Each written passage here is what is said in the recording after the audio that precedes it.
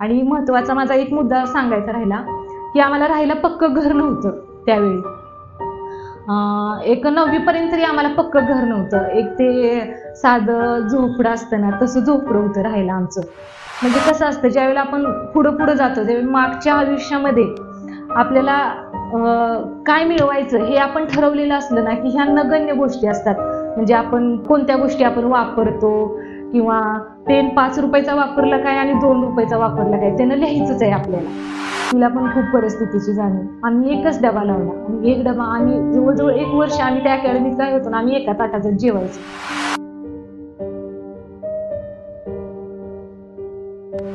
नमस्कार, मी PSI शीला जयसिंग खोत उर्फ शीला सागर पवार.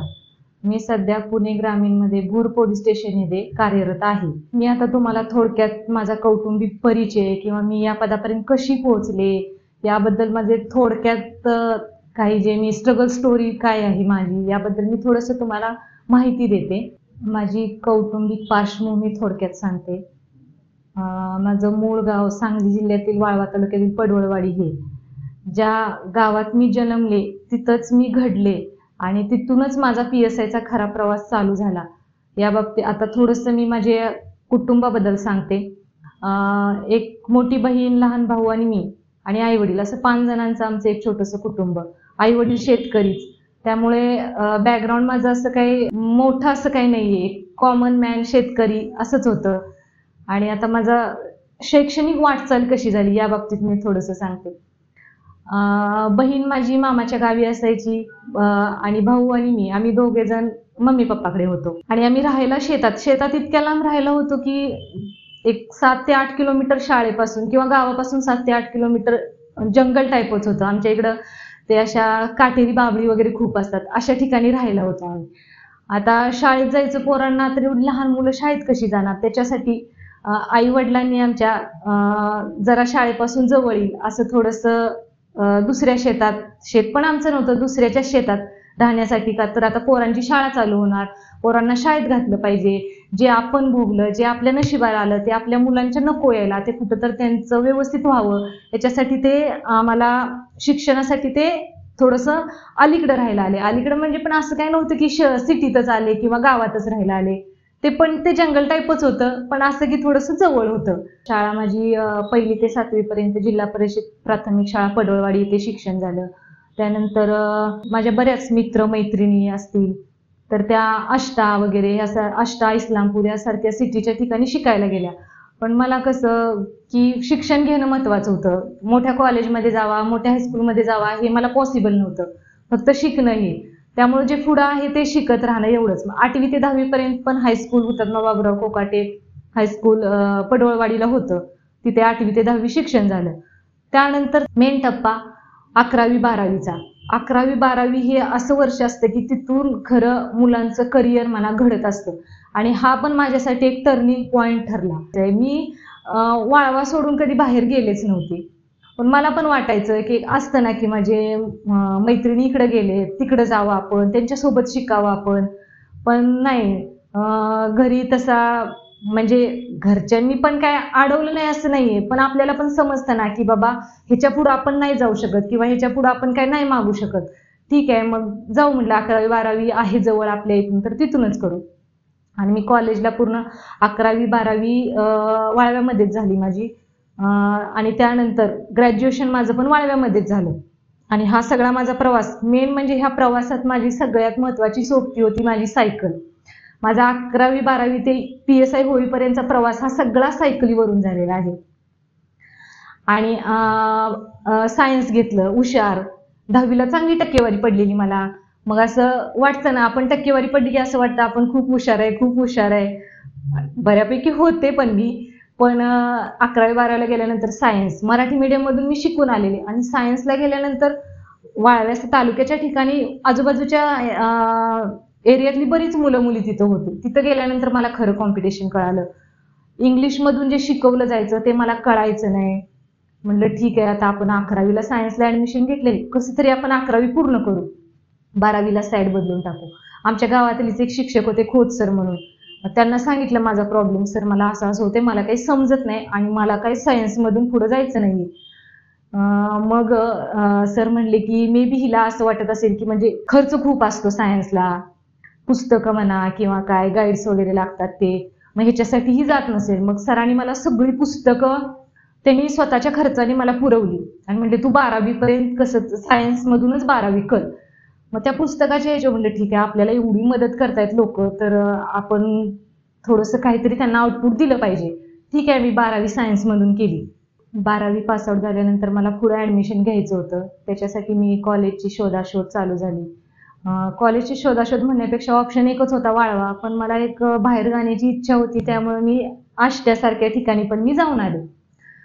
पण मला तिथेही आर्ट्सला ऍडमिशन घ्यायचं होतं, कारण मला असं वाटायचं पर्सनली की सायन्सचा खर्च पण जास्त आहे आणि मला पण झेपणार नाही सायन्स, असं माझं मी मनाला ठरवलेलं.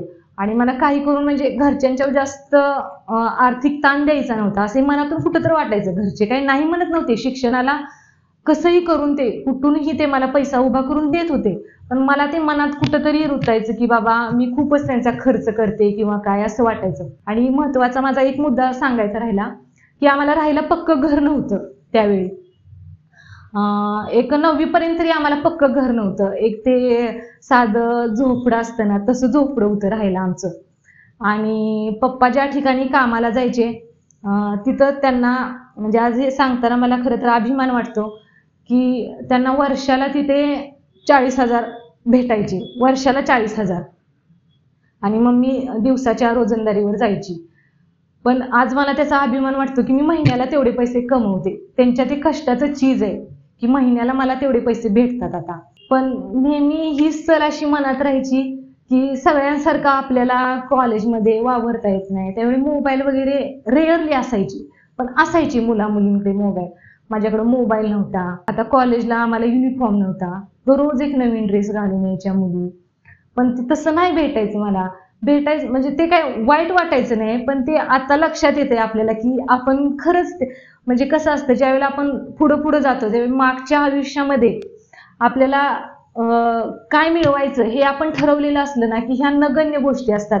म्हणजे आपण कोणत्या गोष्टी आपण वापरतो किंवा पेन 5 रुपयाचा वापरला काय आणि 2 रुपयाचा वापरला काय, त्यानं लिहायचंच आहे आपल्याला या गोष्टी. मग असे थोडा थोडा विचार म्हणजे मी करायला लागले हळूहळू की नाही बाबा, आम्हाला आता एवढं शिकवलंय तर आपल्याला काहीतरी करायला पाहिजे. FY SY TY ला अभ्यास वगैरे चालू झाला. साईड बाय मी खो खोची प्लेयर असल्यामुळे माझं ग्राउंड पण चालू होतं. आणि माझी एक मैत्रीण होती, तिच्यामुळं खरं तिचा म्हणजे खूप मोठा हात आहे की मी PSI बनण्यामध्ये. कारण खेळायला वगैरे नेणं, ग्राउंडला नेणं ही मला तीच पुढं घालून न्यायची, तिच्या सोबत न्यायची आणि प्रत्येक गोष्ट मला ती करायला लावायची. सायन्सचा प्रॉब्लेम होता माझा. ठीक आहे म्हणलं आता, आणि माझं कसं आहे आधीपासून एखादी गोष्ट मी ज्या वेळेला मनात आणेल ना ती करायची, तर त्याच्यात मी 100% देऊन माझं मी करते, हे माझा मला विश्वास आहे. फक्त मी ते ठरवावं लागतं की मला हे करायचंय. झालं तसंच. परत म्हणलं आता असं पण तसं पण आपण सायन्स निवडले तर आपलं 100% देणं भाग आहे ह्याच्यात. आणि मला ते हळूहळू त्याचं आउटपुट पण मिळत गेलं. इतकी छान मला सायन्सला ग्रीप मिळाली ना. फिजिक्स हा, आता जे सायन्सचे स्टुडंट आहेत त्यांना माहित असेल फिजिक्स हा किती टफ सब्जेक्ट आहे. एक दिवस असं आलं ना की मला त्या फिजिक्सला मला फायनल इयरला 93% मार्क पडले. आणि एवढं म्हणजे माझं हे की त्यात ते मी फर्स्ट आले हे मलाच माहित नव्हतं. की मी माझा रिझल्ट बघण्यासाठी सुद्धा माझ्याकडे मोबाईल नव्हता किंवा कुठले काही बघण्यासाठी असं काहीच नव्हतं. की मला थर्ड पर्सन कडून समजलं, म्हणजे माझ्या शिक्षकांकडून समजलं की तू टॉपला येऊन पण तुला हे माहित नाहीये की तुला एवढी मार्क पडले. मग ते कुठेतरी छान वाटलं. मग परत एक माझा कॉन्फिडन्स हाय लेवलला गेला की चला आपण काहीतरी करू शकतो. पण तोपर्यंत असं कधीही वाटत नव्हतं, जेव्हा ठरवलं नव्हतं की आपण MPSC क्षेत्रात जायचं किंवा काय करायचं. त्या दरम्यान एक TY ला असताना एक माझी मैत्रीण भेटली, ती MPSC करत होती. मग तिनं मला थोडंसं सांगितलेलं की MPSC असं असं असतं, त्याच्या एक्झाम असतात, मी ती ही प्री देणार आहे. मग त्यावेळेला मी क्वेश्चन पेपर वगैरे बघितलेले तेवढंच. पण आपल्याला काय त्या लाईनला जायचं नाही, त्यामुळे मी काय एवढं लक्ष दिलं नाही. मला आपलं फिजिक्समध्ये MSc करायची होती, त्यानंतर टीचर वगैरे किंवा कुठल्या तर कंपनीत, एखाद्या चांगल्या मोठ्या इंटरनॅशनल कंपनीत मला त्या फिजिक्स विषयामध्ये अभ्यास करून पुढे जायचं होतं. माझी मम्मी शेतात कामाला जायची. तिथं माझ्या मैत्रिणीचे आई वडील भेटले. तिने MPSC ला ऍडमिशन घेतलेलं. सुमया ताने खान म्हणून मैत्रीण आहे माझी, खूप जवळची मैत्रीण होती. तिच्यामुळे मी आज खरं तर घडली. ते तिला शेतात गेल्यानंतर भेटले आणि तिने ऍडमिशन घेतलेलं महाराष्ट्र अकॅडमी इस्लामपूरला अभ्यासासाठी. मग ते मी समजून सांगितलं थोडंसं मम्मीला, तुमची पोरगी पण हुशार आहे थोडीशी, तर तिला तुम्ही घाला, आमची पोरगी पण जाते, तिच्यासोबत पाठवून द्या. मग घरी आल्यानंतर म्हणली, माझं काय ऐकेल का नाही माहित नाही, तुम्ही या दोघं जण, म्हणजे तिचे वडील आणि तुमच्या पोरगीला घेऊन या आणि तिला तुम्ही सांगा समजून थोडक्यात हे कसं आहे काय आहे. तोपर्यंत मला एमपीएससीचा काही गंध नव्हता, काही नव्हतं झालं. मग ती आल्यानंतर तिनं मला सांगितलं समजून वगैरे. ठीक आहे म्हणलं, आता आपलं पुढं काय होणार आहे काय माहित नाही, कुठला ऑप्शनच पुढे दिसत नाही, तर जाऊया हिच्यासोबत, तर काय करायचं. तिच्यासोबत मी महाराष्ट्र अकॅडमी गेले, 1-2 दिवस गेले. तिथली फी भरायची होती. आता फी भरायची म्हटलं त्यावेळी 20,000 फी होती, तर पैसे नाहीत जवळ. मग आता परत वाटायला लागलं नको सोडून द्यावं, पण नाही. मम्मी म्हणली तू जायचंच तिथं, काय पण करून तू आता शिकायचंस, तू एमपीएससी करायचीस. मला माहित होतं, माझ्यापेक्षा इव्हन तिला जास्त माहित असल्यासारखं मला तिनं तिथं जबरदस्ती पाठवल्यासारखं तिला पाठवून. आणि आता फी भरायची तर पैशाचं काय करायचं. आणि आपल्या समाजामध्ये कसं असतं, लग्नाला लोक पैसे देतात, लग्न करण्यासाठी कुठूनही कर्ज काढून ओढताण करून पैसे देतात, पण शिक्षणासाठी म्हणलं की पैसा द्यायला लोक, भले तुम्ही ते कर्ज काढून घ्या नाही कसं पण घ्या, ते आपल्याला भेटत नाहीत लवकर. मग मम्मीचं मंगळसूत्र होतं, ते तिनं सोनाराकडे ठेवलंय आणि त्याच्यावर पैसे काढले आणि मला फी भरायला दिली. मग त्यानंतर मी अकॅडमीत जायला लागली. आणि तिथं गेल्यानंतर कसं सुरुवातीला आता माझी एमपीएससीची स्टोरी चालू झाली. तिथं गेल्यानंतर पण पैशाचा खर्च आला. मला लगेच रूमवर राहायला पाठवलं मम्मीनं. आता माझी मम्मी मला जास्तीत जास्त मी वाळव्याच्या बाहेर कधी गेलेच नव्हते. कधी कॉन्फरन्स निमित्तानं कुठं एखाद्या सिटीमध्ये गेले असेल तर तेवढंच, ते पण सकाळी जाऊन संध्याकाळी परत येणार. कधी घर सोडून मी राहिली नाही, कुठं मी बाहेर फिरायला वगैरे असं कधी गेले नाही. पण आता तिनं मला डायरेक्ट 1-2 ते 3 दिवसात डिसिजन घेतला, नाही तू रूमवर राहायला जा. झालं. मग ती मैत्रीण माझी होती, तिच्यासोबत मी राहायला गेले. तिथं रूम भाडं, खाण्याचा खर्च आला, पुस्तकांचा खर्च आला, सगळ्या प्रत्येक गोष्टीला तिथं पैसा मोजायला लागायचा.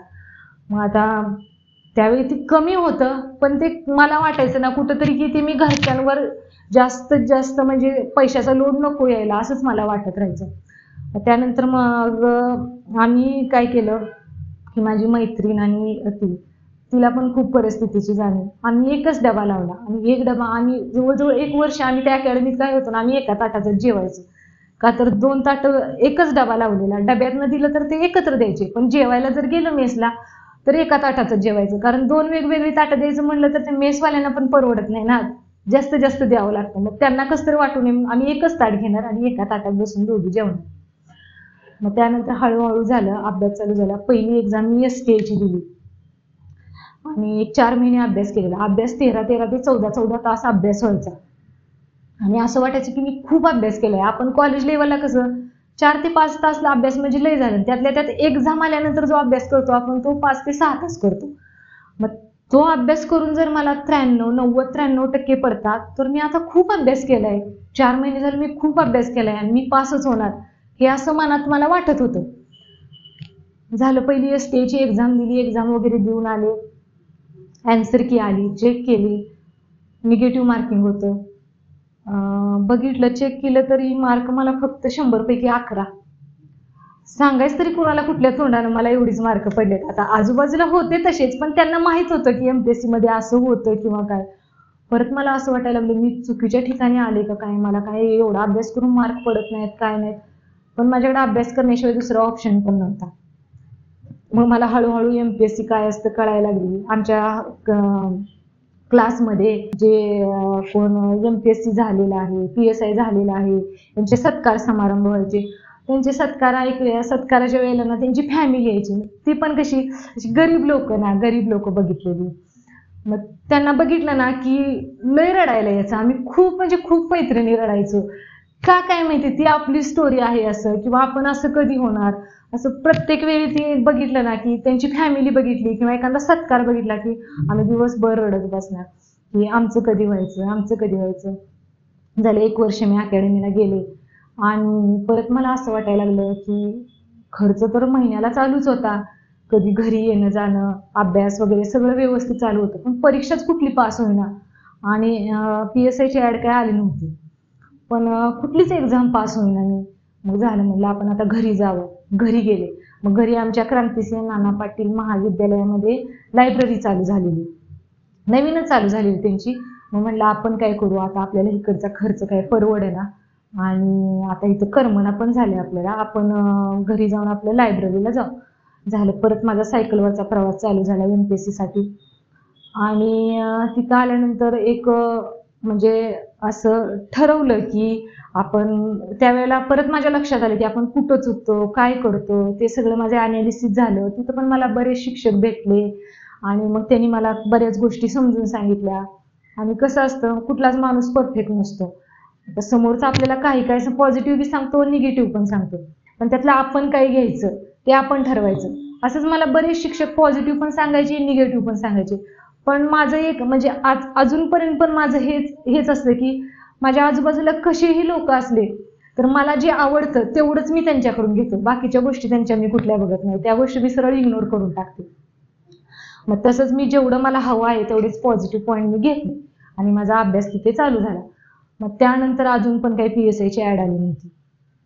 आणि आमच्या शेजारी राहणारे त्यांची मिसेस ते SRPF मध्ये आहेत आणि त्यांची मिसेस पोलीस भरती करत होती. त्यांनी पण म्हणजे मग मला ते भेटायला आले. मग मला त्यांनी सांगितलं, तू अभ्यास करतेस, किती दिवस झाला अभ्यास करतेस, त्यातनं काय तुला आउटपुट मिळालं का, मग तू होणारच आहे त्याचा कॉन्फिडन्स आहे का. आता मी आतापर्यंत एकही एक्झाम पास झालेली नाही, मी तरी कुठल्या कॉन्फिडन्सनं त्यांच्याशी बोलणार की नाही मी होणारच आहे आणि मी PSI होणारच आहे, मला ते मिळणारच आहे असं. तर ठीक आहे म्हणलं. मग ते मला काय बोलले, एकतर त्यांची मिसेस पण पोलीस भरतीचा अभ्यास करत होती.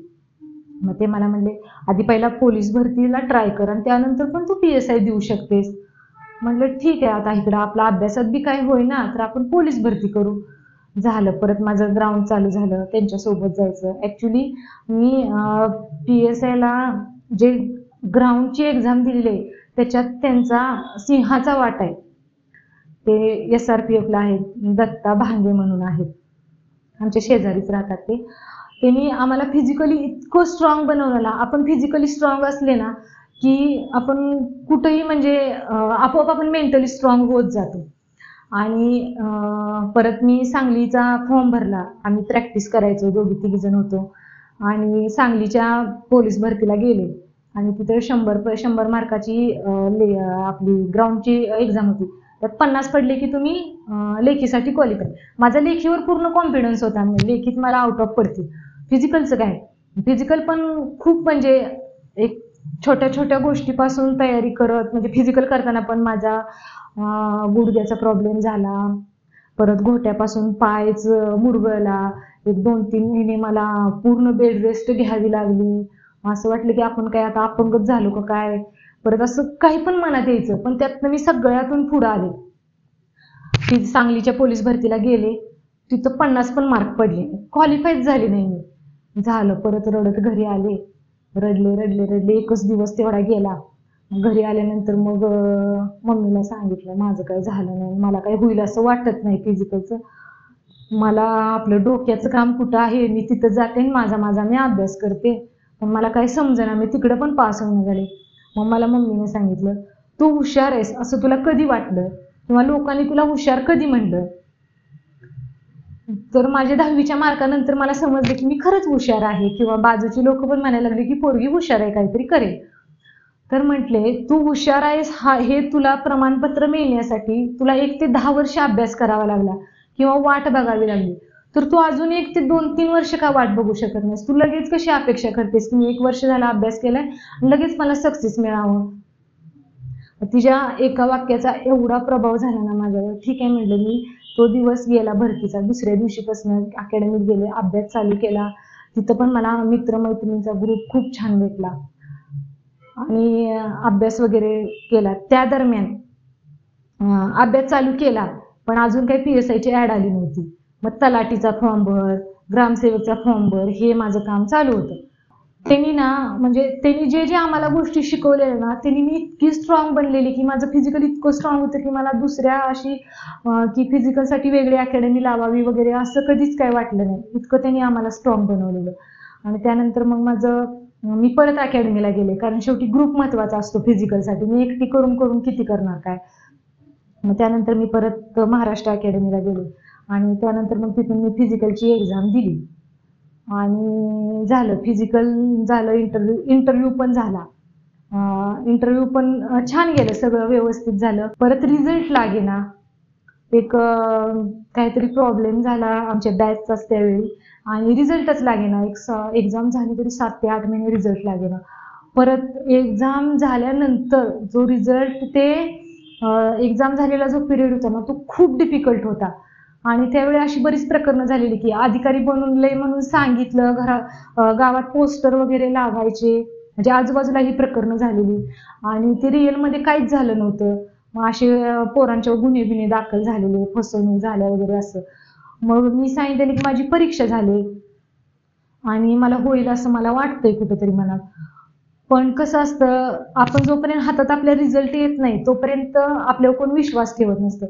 मग लोकांना असं वाटायचं की ही खोटंच बोलते, हिनं काही परीक्षाच दिलेली नाही, मग अजून कसं एवढा उशीर लागतो का रिझल्टला, मग ह्या गोष्टी. आणि लग्न झालंय, इकडं आई वडिलांकडेच राहत्या, हिचं काहीतरी फॅमिली प्रॉब्लेमच असेल किंवा काय तर ह्या दोघांचं पटत नसेल. मग ह्याच्याकडं मला माझ्या मिस्टरांनी पण सांगितलं की कोण काय बोलतं इकडे तू लक्ष द्यायचं नाहीस, आणि आई वडिलांनी पण सांगितलं की कोण काहीही बोलू त्याच्याकडे तू अजिबात लक्ष द्यायचं नाही. मग मी परत घरून मग अकॅडमीत राहायला गेले की जाऊन दे, आई वडिलांना पण त्रास नको काय नको, आपण आपल्या अकॅडमीत राहू. अकॅडमीत राहायला गेले, तिथं अभ्यास वगैरे चालू झाला.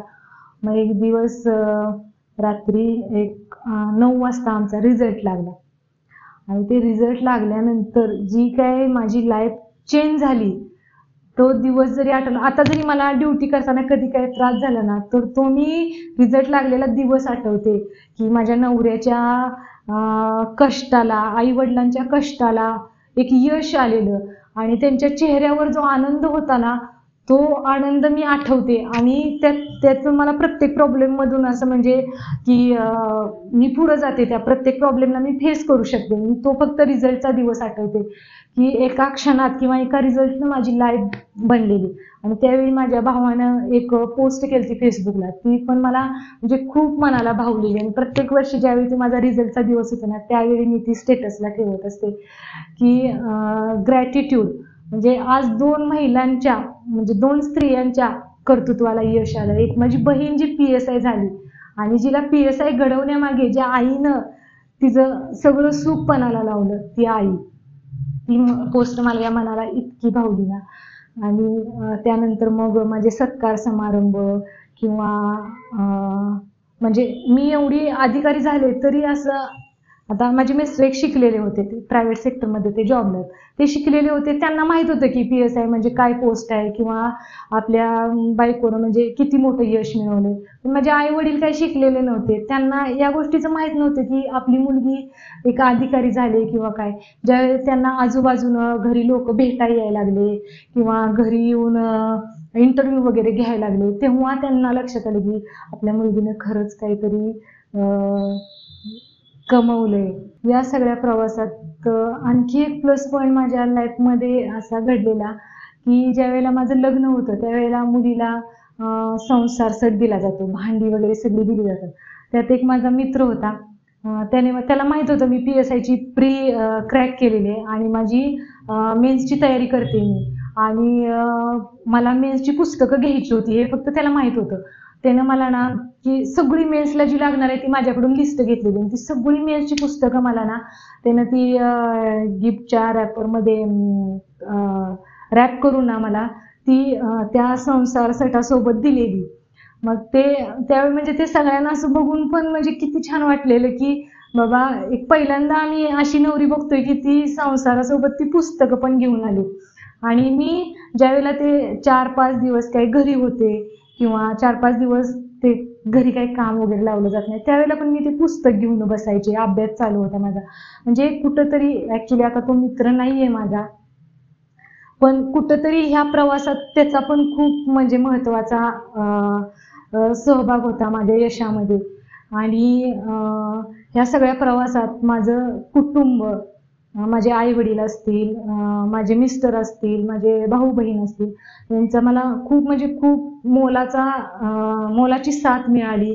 तसेच माझे हायस्कूलचे टीचर, शाळेचे शिक्षक, कॉलेजचे टीचर किंवा मी ज्यांच्याकडं MPSCचे क्लास गेले ते टीचर, मला फिजिकली स्ट्रॉंग बनवणारे माझे शिक्षक किंवा मी ज्यांना गुरु मानते असे, या सगळ्यांची खूप मला मोलाची साथ मिळाली. आणि त्यांचा कुठंतरी थोडासा हातभार लागेतच मी आतापर्यंतच्या मोठ्या यशापर्यंत पोहोचलेली आहे. तुम्हाला आयुष्यात जर काय करायचं आहे हे जर तुम्ही स्वतःहून ठरवलं तर त्याला प्रत्येक एक छोटी गोष्ट पुढं आपल्याला ती घेऊन जात असते. आणि तुम्ही ज्यावेळेला मनाशी पक्क करता की नाही मला हेच बनायचंय, तर तुम्हाला प्रत्येक गोष्ट ती पॉझिटिव्ह दिसायला लागते किंवा प्रत्येक प्रॉब्लेमला तुम्ही फेस करत जाऊ शकता. आता माझ्या आयुष्यात काही गोष्टी अशा आल्या की त्या मला म्हणजे असं तुमच्यासोबत पण असंच घडेल असं नाहीये. आता म्हणजे आपण म्हणतो आताचं युग असं आहे, मोबाईल मिळतात, मोबाईलवर सगळं भेटतं आपल्याला, कम्प्युटर असतात प्रत्येकाच्या घरी, टीव्हीवर आपल्याला नॉलेज मिळतं, सगळं मिळतं. पण अजूनही काही लोक असे आहेत की ह्या गोष्टींसाठी झगडत असतात. तर आपण हे सगळं जे मिळतं त्याचा आपण फायदा करून घेतला पाहिजे स्वतःला. आणि अशी प्रत्येक गोष्ट म्हणजे आपण ठरवून आपली प्रत्येक टाइम टू टाइम मॅनेजमेंट आपलं जर व्यवस्थित असेल आणि आपण काय करायचं याच्यासाठी मग आपल्या घरचे म्हणा, आपलं जे डेडिकेशन बघून ना आपल्याला घरचे आजूबाजूचे सगळे सपोर्ट करत असतात. मग याच्यासाठी मग तुम्ही कोणत्याही प्रॉब्लेममध्ये असाल तर आपली फॅमिली जर आपल्या सोबत असेल तर त्याला कोणीच अडवू शकत नाही किंवा कोणीच हरवू शकत नाही. तुमचं मग ते उद्योग क्षेत्र असू दे, शैक्षणिक क्षेत्र असू दे किंवा आणि कुठलं क्षेत्र असू दे. आता बरेच आपल्याला करिअरसाठी बरेच पहिला कसं असायचं, एक तर नोकरी किंवा ह्या एक्झाम देऊन पास आउट होणं. आता तसं राहिलं नाही. बरेच क्षेत्र असे आलेले आहेत की त्याच्यात आपण आपलं 100% देऊन आपण एक उत्कृष्ट म्हणजे आपलं उत्कृष्ट आपण देऊ शकतो, आपण हाय लेवलला पोहोचू शकतो. मग याच्यासाठी महत्त्वाचे आपल्या साथीदार पण आपला महत्त्वाचा असतो. आता माझं क्षेत्र आहे अनिश्चित वेळापत्रक आहे. अनिश्चित वेळापत्रकात म्हणजे माझा नवरा माझ्या पाठीमागे नाही तर माझ्या सोबत ठाम उभा असतो आजही. त्यामुळेच मी इथं पुढं चालले. त्याच्यासाठी आपण त्यांना विश्वासात घेऊन प्रत्येक गोष्ट सांगणं म्हणा किंवा तुमचा जो लाईफ पार्टनर आहे तो चॉईस करताना आजकाल म्हणजे आता त्या विषयावर नको बोलायला, पण बऱ्याच गोष्टी वाहवत जातात मुलं मुली. तर काही करिअर करणारी अशी मुलं असतात की खरंच त्यांना थोडेसे कुठंतरी पुशअपची गरज असते, त्याच्यातून ते एकदम उंच भरारी घेतात. त्यामुळे तुम्ही जे कोणतंही क्षेत्र निवडाल त्याच्यात तुम्ही तुमचं 100% देणं आणि कंटिन्युटी ठेवली ना तर तुम्हाला यश हे नक्की मिळणार. लाईफ स्टोरी मराठीने मला इथे माझा प्रवास मांडण्याची जी संधी दिली त्याच्यासाठी मी त्यांची शतकोटी आहे. धन्यवाद.